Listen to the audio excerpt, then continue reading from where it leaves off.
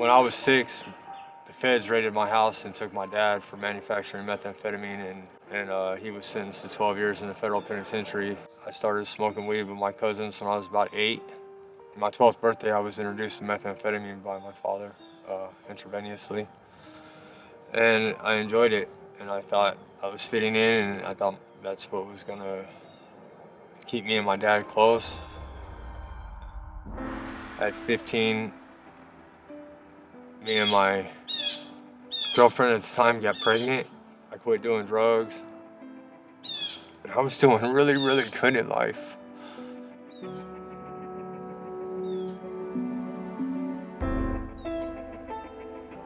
And then on October 6th, I woke up to go to work, and I went to go get the baby, and she was dead in her crib.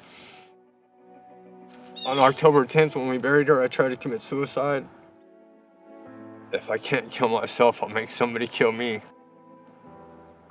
I just filled myself full of hate. And I tried to numb this pain and this hole in my heart. And I jumped into the street life. I think a lot of my early childhood memory I blocked out after a particular event, after my father's death. My father was extremely jealous and very promiscuous. The one thing she wouldn't accept was him being physically abusive, and that's what happened that particular evening, which ended with my mom killing my father. So after high school, I went to the military. Went into the military as a medic. I felt like I found where I belong. And then after the military, came home and then practiced for a number of years before I had any issues that were more than I could handle. A dear friend of mine introduced me to, then it was freebase cocaine. It was long before there was like this crack epidemic or whatever. Because I had been in the military and because I didn't have any type of criminal record, the offer he made me was like, I really want you to watch my back and you know how to handle weapons, and started it just out of loyalty to a friend. And then there was just this air of excitement and danger, something similar to what the military had taught me, until I got in trouble the first time. So 3 weeks after my 18th birthday, I was transported to USP Victorville and served 18 months of a 24-month sentence. I was on the streets 96 days, manufacturing methamphetamine and selling methamphetamine, robbing bars, pulled over and caught with an ounce of methamphetamine on me, and I got caught for trafficking and was sentenced to 6 years. I was on the streets 114 days. I was committing more robberies, and I had a firearm, and I was sentenced to another 3 years in prison. This time I was only out 41 days. I committed a robbery, and when they raided my house, they filed 32 armed robberies, $3.4 million in restitution. It was a minimum of 76 years with a maximum of 196 years, and I was 23 years old. So I wasn't gonna be parole eligible until I was 99. I was sick. I was scared. There was nothing where my heart was. There was nothing but hate and animosity. I had no love for me. I didn't love anything but getting high and violence.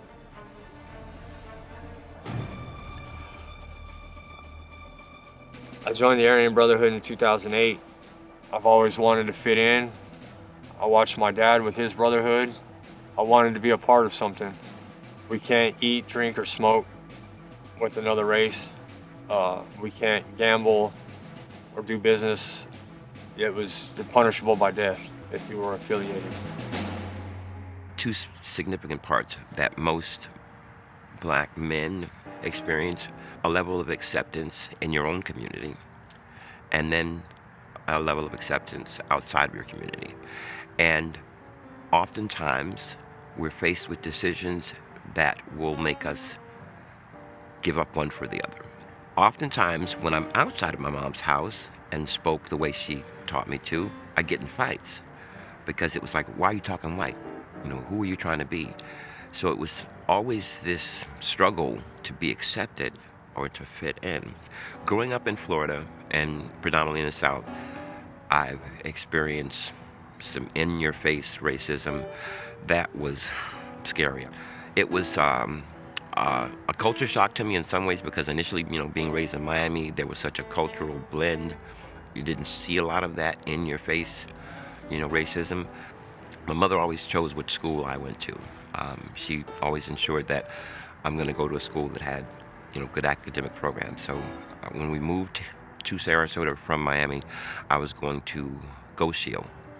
I remember getting out of school one day and some guys pulling over in a truck called me the N-word and got out the truck.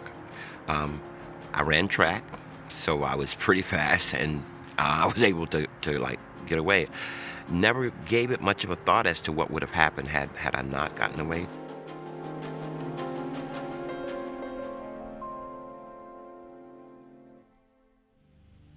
The first time that I came into the Freedom Program was in 2001. It was a few months after I'd gotten injured working as a nurse. They started prescribing me just hundreds and hundreds, literally hundreds and hundreds of opiate pills.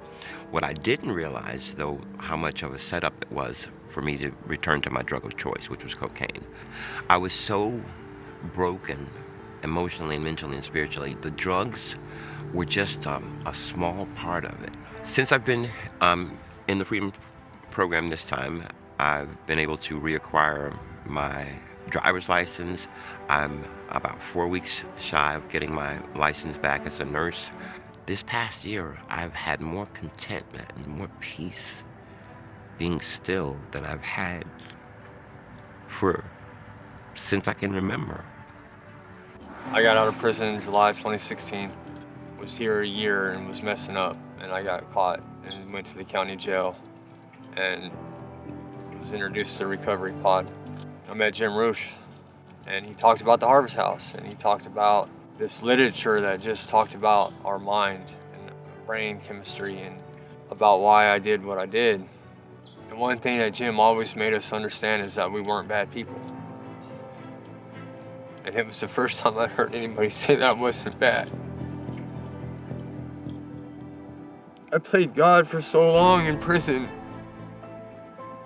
Stabbed so many people just because I felt that that's what they deserved. And I did some hate shit. That's why I feel I don't deserve this life. I've orchestrated, and performed severe violence on innocent people that I thought were guilty. So at this particular meeting, he shared his testimony, and I was shocked, not because of the horrible things from his past. I was shocked, or a better word would be in awe of how his heart had changed. I've seen nothing but love from him and selflessness. You forgive you because I forgive you. Everybody in this room forgives you, brother. So just forgive yourself. And I can genuinely say that I love you, brother. It didn't feel like I had to forgive him for anything. It was like, this is my brother and I love this dude. The Harvest House taught me how to work and hold a job, be employed, how to clean up after myself, cook for myself, take care of myself, how to be honest, trustworthy, and of service to other people, to care about other people, and to love other people, no matter what color they are. Like every ounce of hate I had was turned to love.